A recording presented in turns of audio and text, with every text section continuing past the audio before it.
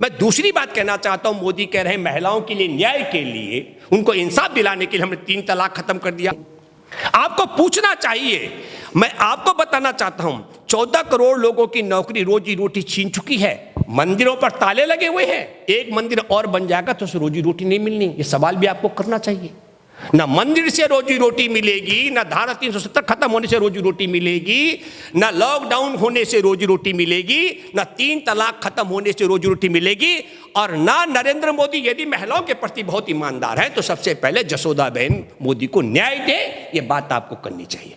तो मैं आप सब लोगों से एक और आग्रह करना चाहता हूं, मेरे देश के 14 करोड़ मजदूरों की रोजी रोटी छीन करके उनको पैदल चलवाकर उनके पैरों की खाल उतरवाने वाला, पैदल चलते चलते भूख से मरवाने वाला, गाड़ियों से कुचलवाने वाला, रेल से कटवाने वाला देश का वफादार है कि गद्दार है? तो गद्दार अगर आप मानते हैं तो ज्यादा से ज्यादा लोगों तक इस वीडियो को शेयर करें।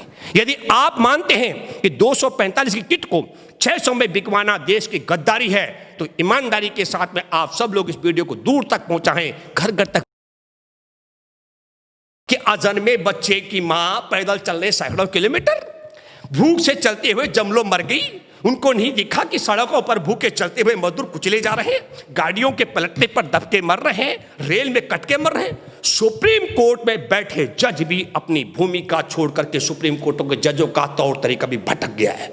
हमारे देश में रेल के रास्ते अपने भटक गए। रेल 50 से ज्यादा रेलें रास्ते भटक गए। हमारे देश के राजनेता रास्ता भटक गए, हमारे देश के मीडिया कर्मी भी रास्ता भटक गए। उनके पेट का सवाल है, मैं नहीं कह रहा सब बेईमान है, पेट का सवाल भी उनका है। और आपको बताता हूं मैं, चीन से जो बढ़िया रैपिड टेस्ट किट का खेप भारत आ रहा था 12 अप्रैल को, वो भी भटक गया, वो अमेरिका पहुंच गया। तो आप खेल समझिए कि 12 तारीख को जो सही किट आनी थी वो अमेरिका पहुंच गई। तो अब आप समझ लीजिएगा सब कुछ भटक चुका है। अब नरेंद्र मोदी जी कह रहे हैं कि जो आपने कहा उपलब्धि गिनती करा रहे हैं कि 20 लाख करोड़ रुपए हमारा देश में को आत्मनिर्भर बनाने का है। तो मोनू जी इसकी सीधी सीधा हिसाब मैंने लगाया, गूगल भी है, मोदी जी को ज्ञान कम है, पढ़े लिखे कम है, डिग्री तो फर्जी बहुत लोगों के पास हो सकती है, पर हैरानगी है, मैं कई बार सोचता हूं जिस आदमी ने सामूहिक तौर पर कहा, सार्वजनिक तौर पर कहा मैं पढ़ा लिखा नहीं हूं, 17 साल में घर छोड़ भाग गया था, गृह मंत्री अमित शाह ने कौन सी डिग्री दिखाई BA और MA की नरेंद्र मोदी की? वो अगर डिग्री वो असली है तो मोदी झूठ क्यों बोले थे, और वो डिग्री फर्जी है तो मुकदमा दर्ज होना चाहिए अमित शाह पर फर्जी डिग्री दिखाने का। मैं ये बात इसलिए कहना चाह रहा हूं कि 20 लाख करोड़ रुपए का जो विकास की आत्मनिर्भर भारत बनाने की बात है, प्रत्येक परिवार के हिस्से 80-80 हजार रुपए आता है। मैं देश के लोगों से 4-5 बातें बताना चाहता हूं, मैं आपसे आग्रह करता हूं। नरेंद्र मोदी की भाजपा का कोई व्यक्ति आपसे सवाल करे, आप बोलिए कि एक परिवार का, भूपेंद्र रावत बोल रहे हैं कि अगर मैं झूठ बोल रहा हूं तो मुझे जेल में डाला जाए, एक परिवार के हिस्से भारत के 80-80 हजार रुपए आते हैं। तो एक तो वो हिस्सा आपको लेना चाहे तो पता लग जाएगा कि नरेंद्र मोदी की सरकार ईमानदारी से काम कर रही है, या जैसे 245 की किट 600 में बेची गई ऐसे देश के साथ आपके साथ गद्दारी कर रही है। मैं दूसरी बात कहना चाहता हूं, मोदी कह रहे हैं महिलाओं के लिए न्याय के लिए, उनको इंसाफ दिलाने के लिए हमने 3 तलाक खत्म कर दिया। आपको पूछना चाहिए, मैं आपको बताना चाहता हूं 14 करोड़ लोगों की नौकरी रोजी रोटी छीन चुकी है। मंदिरों पर ताले लगे हुए हैं, एक मंदिर और बन जाएगा तो उसे रोजी रोटी नहीं मिलनी। ये सवाल भी आपको करना चाहिए। ना मंदिर से रोजी रोटी मिलेगी, ना धारा 370 खत्म होने से रोजी रोटी मिलेगी, ना लॉकडाउन होने से रोजी रोटी मिलेगी, ना 3 तलाक खत्म होने से रोजी रोटी मिलेगी, और ना नरेंद्र मोदी यदि महिलाओं के प्रति बहुत ईमानदार है तो सबसे पहले जसोदा बहन मोदी को न्याय दे। ये बात आपको करनी चाहिए। तो मैं आप सब लोगों से एक और आग्रह करना चाहता हूं, मेरे देश के 14 करोड़ मजदूरों की रोजी रोटी छीन करके उनको पैदल चलवाकर उनके पैरों की खाल उतरवाने वाला, पैदल चलते चलते भूख से मरवाने वाला, गाड़ियों से कुचलवाने वाला, रेल से कटवाने वाला देश का वफादार है कि गद्दार है? तो गद्दार अगर आप मानते हैं तो ज्यादा से ज्यादा लोगों तक इस वीडियो को शेयर करें। यदि आप मानते हैं कि 245 की किट को 600 में बिकवाना देश की गद्दारी है तो ईमानदारी के साथ में आप सब लोग इस वीडियो को दूर तक पहुंचाएं, घर घर तक पहुंचाएं। और मैं एक बात और कहना चाहता हूं, मोनू जी आपको मालूम है कि दिल्ली में जब लॉकडाउन हुआ देश 24 तारीख को, तो गुजरात के 1800 लोग फंसे हुए, 1800 लोग हरिद्वार और देहरादून में फंसे हुए थे। उनको वापस इज्जत के साथ पहुंचाने के लिए उत्तराखंड की सरकार ने 28 बसें लगाई। मैं ये कह रहा हूं कि उत्तराखंड में जो फंसे थे, मतलब भारत में गुजरात के लोगों को आप बस में इज्जत के साथ बिठा कर ले गए, तब लॉकडाउन के नियम का उल्लंघन नहीं हुआ, सोशल डिस्टेंसिंग के नियम का उल्लंघन नहीं हुआ, कोरोना नहीं फैला। और गैर गुजरातियों को जहां भी दिखे बहुत बेरहमी से मारा गया है।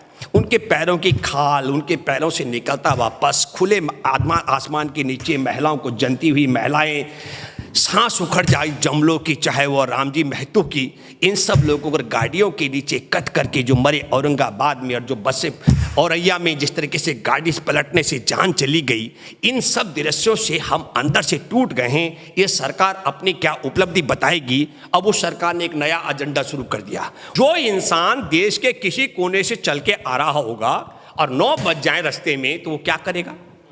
तो आप जानबूझ करके हमारे देश के लोगों को मारने पीटने पिटवाने की भूमिका कर रहे हैं। मैं अभिनय की बात इसलिए करूंगा कि नरेंद्र मोदी सरकार और क्या बोली थी, हमने 18 दिन में महाभारत जीता। महाभारत तो चाचा ताऊ के बेटों का था, कौरव और पांडवों का। वो दिखते थे, इंसान तो दिखते हैं, हमको दिखते ना मोदी को हम दिखते हैं। मोदी सोशल मीडिया में बहुत नजर रखते हैं। मोदी ने 2 बातें कही, उस पर मैं कहूंगा। एक, कोरोना वायरस तो किसी को मशीन को भी नहीं दिखता, कहा हम 21 दिन में हरा देंगे, तो ये अभिनय था, ये गंभीरता नहीं थी। दूसरा, आपने देखा नरेंद्र मोदी ने जो सड़कों में भूख से जिनकी सांस उखड़ गई, जो गाड़ियों से रौंद के मारे गए, जो गाड़ियों से टकराने से मर गए, जो गाड़ियों के पलटने से मर गए, जो रेल में कट गए, वो नहीं दिखे। मोदी जी ने कहा कि देखो लॉकडाउन में हा हमको चिड़िया की नई चिड़ियों की चींची चहचहाट सुनाया दिया। उन्होंने कहा कि हमने देखा सड़कों पर जानवर, जंगली जानवर को विचरण करते हुए हमने देखा। और वो कह रहे हैं सुदूर पहाड़ी नजर आ रही थी। वो सुदूर पहाड़ी नहीं, वो हिमालय है। हिमालय का बहुत सम्मान है, भारत का सम्राट है वो, मतलब मैं कहता हूँ मुकुट है। तो हम ये कह रहे हैं कि मोदी जी ने कहीं जिक्र नहीं किया कि मुझे खुले में बहुत अफसोस और दुख है कि खुले में महिलाएं बच्चे जन्ने के लिए विवश हुई। रेल में 6 दिन 7 दिन तक भूख में यात्रा करते हुए जान गंवाने वालों पर भी कोई अफसोस व्यक्त नहीं किया। तो मैं आपको बताता हूँ, ये अभिनय इसलिए ख़त्म हो रहा है अब क्योंकि बिहार का चुनाव है। नरेंद्र मोदी की मनोदशा को चेक कराना चाहिए। नरेंद्र मोदी ने न केवल हमारे देश के मजदूरों को सताया, हमारे देश का व्यापार उद्योग चौपट कर दिया। और मैं आपके माध्यम से एक बात कह दूं कि देश की आज़ादी की जंग में गोरों की मुखबिरी करने वाले संघ परिवार ने सुपारी जो ले रखी थी, उसको सूद ब्याज सहित संघ की सरकार ने वापस कर दिया। और इस सारे खेल को आपको समझना पड़ेगा। और वहाँ इसके लिए अगर मैं गलत हूँ तो आप बताइए, मैं जरा जानना चाहता हूँ। नरेंद्र मोदी का दिमाग क्या उस दिन खराब था जब मात्र 500 के करीब मामले थे, तब पूरे देश में ताला बंद कर दिया और अब 10,000 मामले रोजाना के हो रहे हैं, गांव-गांव कोरोना फैला दिया, अब अनलॉक कर दिया गया। तो मैं इसलिए कह रहा हूँ, या तो मोदी जी का तब दिमाग खराब था या अब दिमाग खराब हो